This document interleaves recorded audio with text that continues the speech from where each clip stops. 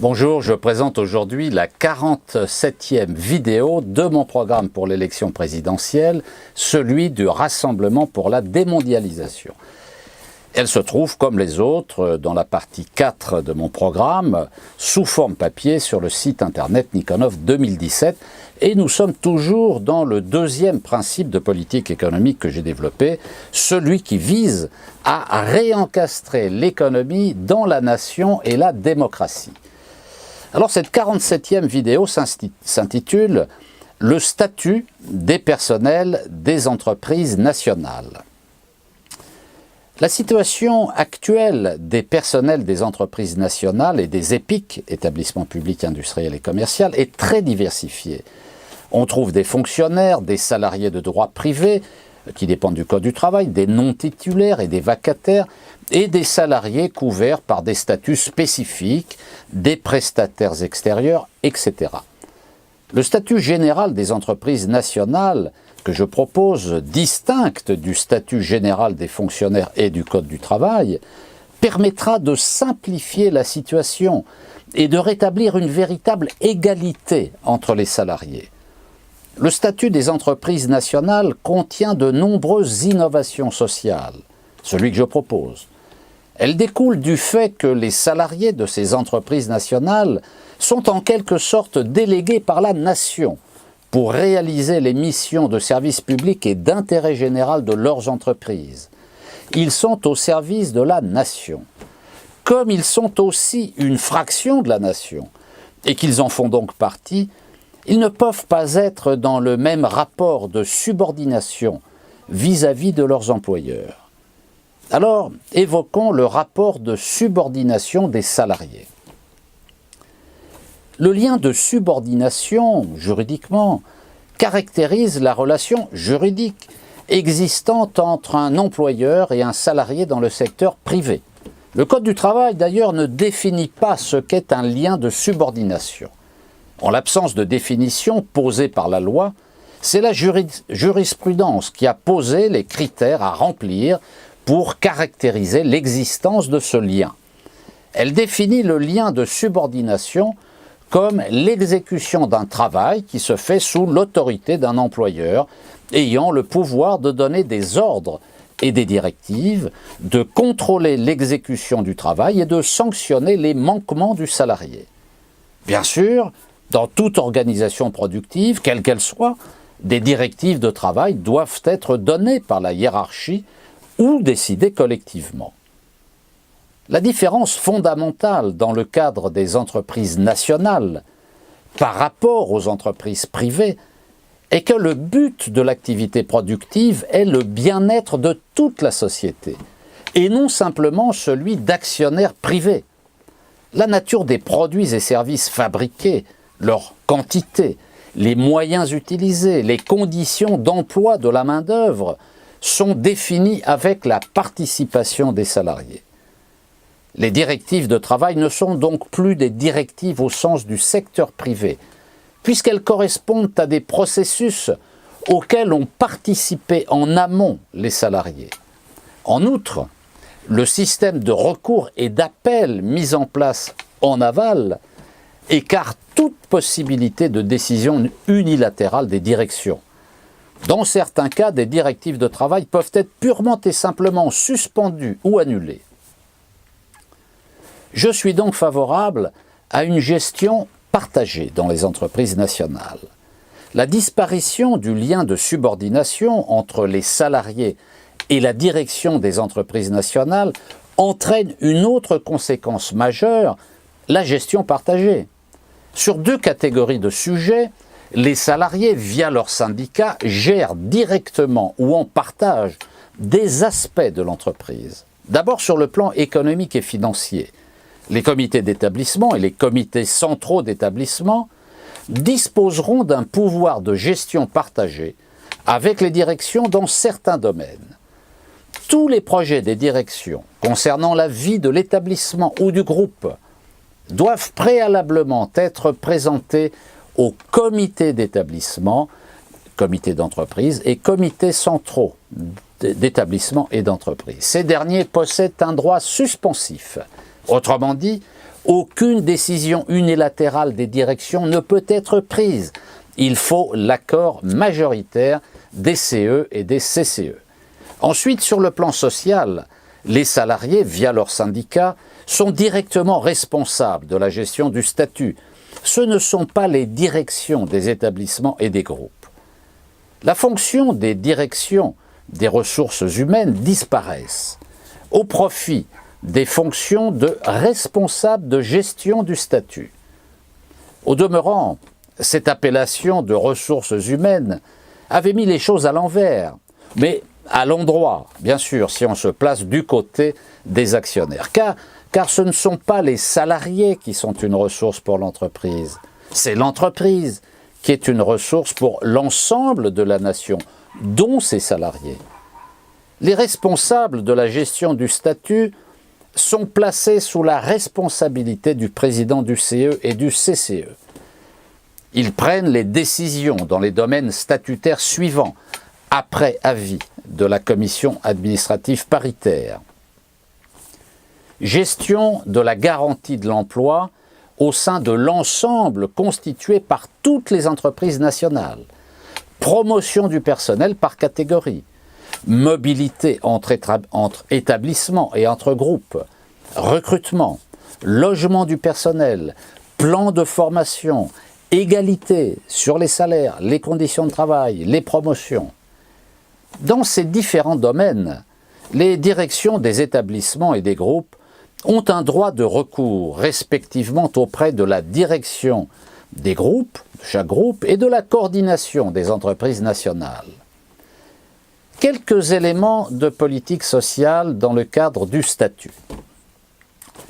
Les entreprises nationales ont un objectif d'entraînement de toutes les entreprises afin de réaliser un nouveau modèle social. Les principales dispositions sont les suivantes. L'emploi est garanti à l'échelle de la coordination des entreprises nationales. L'échelle mobile des salaires et des prix est instaurée ou restaurée. Les congés payés sont de 5 semaines par an. Le régime normal de travail est de 32 heures en 4 jours. L'agent en activité qui atteint l'âge de 60 ans, moins 1 année par enfant pour les femmes, peut demander à partir en inactivité. Il doit informer son employeur de sa décision en respectant un préavis minimum de 3 mois. Il peut continuer à exercer une activité, s'il le souhaite, jusqu'à l'âge de 67 ans, sous réserve de l'accord de la commission administrative paritaire. Son salaire en inactivité est de 80% de son dernier salaire mensuel, toute prime comprise. Pour les besoins du service, si son âge est inférieur à 67 ans et après accord de la CAP, il pourra être rappelé en service actif dans des circonstances exceptionnelles. Évoquons maintenant les libertés syndicales. Le statut général des entreprises nationales précise le régime de la liberté syndicale, les locaux, panneaux d'affichage, heures d'information mensuelles, heures de délégation pour les élus. Ce sont les dispositions du Code du travail qui s'appliquent. Par exemple, 1 heure d'information mensuelle permet aux syndicats de réunir le personnel sur le temps de travail sans perte de salaire dans chaque établissement. Mise en place d'une coordination des entreprises nationales, je l'ai déjà évoqué, je veux la préciser. Le statut général des entreprises nationales s'applique à toutes les entreprises nationales. Celles-ci sont reliées entre elles par une structure appelée Coordination des entreprises nationales, CEN. Son rôle est de gérer le statut des personnels à l'échelle nationale et de mutualiser les ressources des entreprises nationales. C'est un EPIC ayant du personnel propre, financé par 0,5% du chiffre d'affaires annuel de chaque groupe. Elle comprend 2 députés, un représentant par entreprise nationale, un représentant par CCE. Son directeur général est nommé par le ministre du Plan. Elle est placée sous la tutelle du ministre du Plan. Approfondissons maintenant la gestion du statut du personnel. La gestion du statut du personnel s'effectue au sein de la commission administrative paritaire supérieure. Elle est composée comme les CAP des établissements et des groupes. Elle est présidée par un représentant des salariés. Son premier objectif est d'assurer la garantie de l'emploi par mobilité éventuelle au sein de l'ensemble des entreprises nationales. C'est ce que j'appelle l'emploi à vie. La commission technique paritaire supérieure fait office d'appel, d'instance d'appel. Elle gère les différents aspects liés au statut, comme les classifications du personnel, la grille des salaires et des qualifications. Elle répartit dans chaque échelle les emplois, fonctions, postes effectivement exercés. Elle contrôle que les règles relatives à l'admission, à l'affectation et à l'avancement des agents soient respectées. Elle saisit les conseils d'administration des infractions qui seraient commises. Elle est l'instance de négociation permanente entre les syndicats et la direction de la coordination. Les entreprises nationalisées ne pourront pas adhérer à des syndicats patronaux comme le MEDEF. Regardons maintenant la question de la mutualisation des ressources des entreprises nationales. La coordination des entreprises nationales, CEN, dont je viens de parler, mutualise les ressources des entreprises nationales dans les domaines suivants: l'aménagement du territoire, les achats, des emprunts groupés garantis par l'État, les investissements, la recherche, la coopération internationale. Étudions maintenant les relations avec l'État. Les entreprises nationales, qu'il s'agisse de leurs établissements, des groupes et de la coordination des entreprises nationales, participent à l'élaboration du plan. Elles présentent leurs propositions d'objectifs aux différents services concernés au sein du ministère du Plan. Elles réagissent en retour aux propositions qui peuvent leur être faites. Une fois le plan voté par le Parlement, les entreprises nationales sont tenues de l'appliquer. Les objectifs fixés par le plan aux entreprises nationales peuvent concerner tout ou partie des éléments suivants: nature, volume et modalité de financement des investissements, volume et structure de l'emploi, gestion mutualisée des achats, politique d'aménagement du territoire, coopération internationale, recherche, politique de substitution aux importations.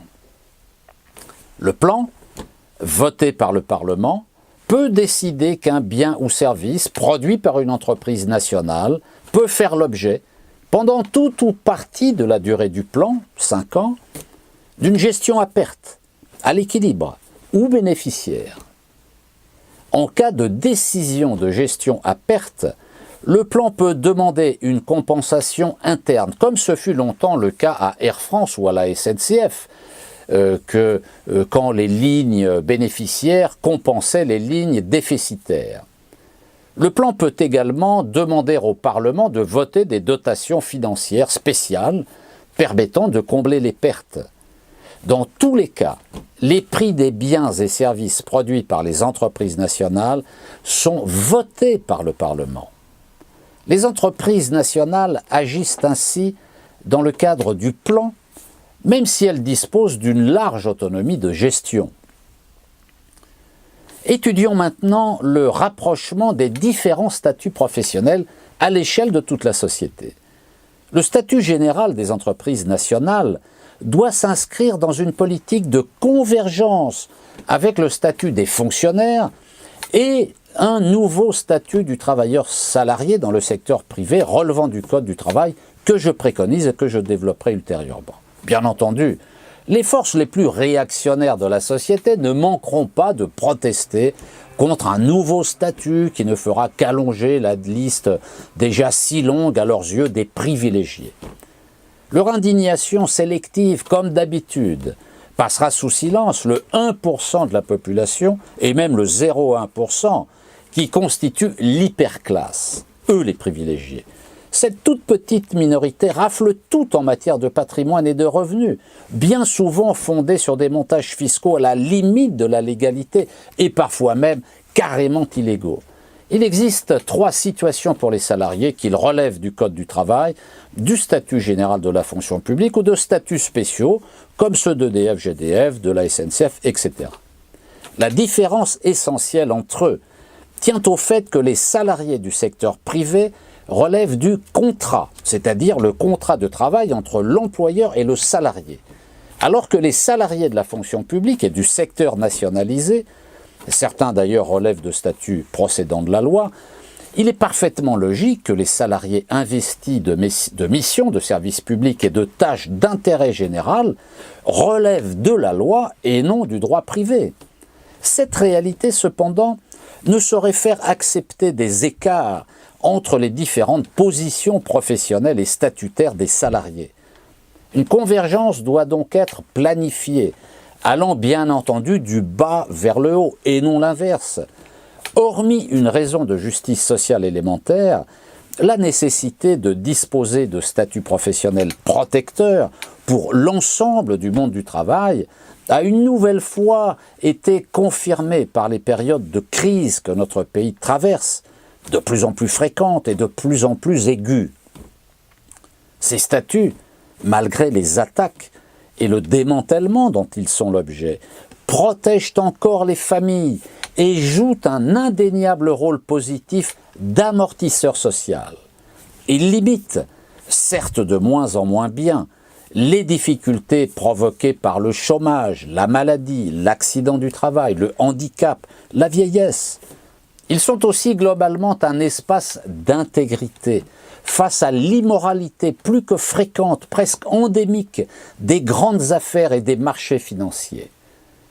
Il existe une autre raison, militant pour une convergence vers le haut des différentes positions professionnelles des salariés.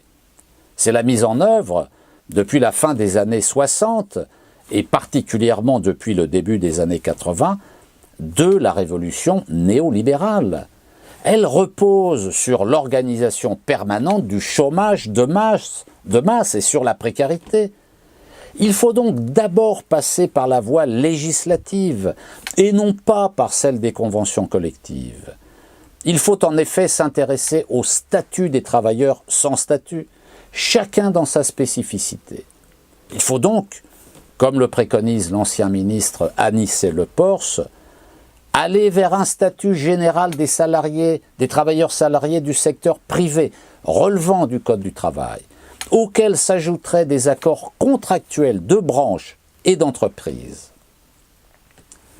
Cette convergence des statuts serait favorable à l'unité du monde du travail et à la convergence de ses luttes.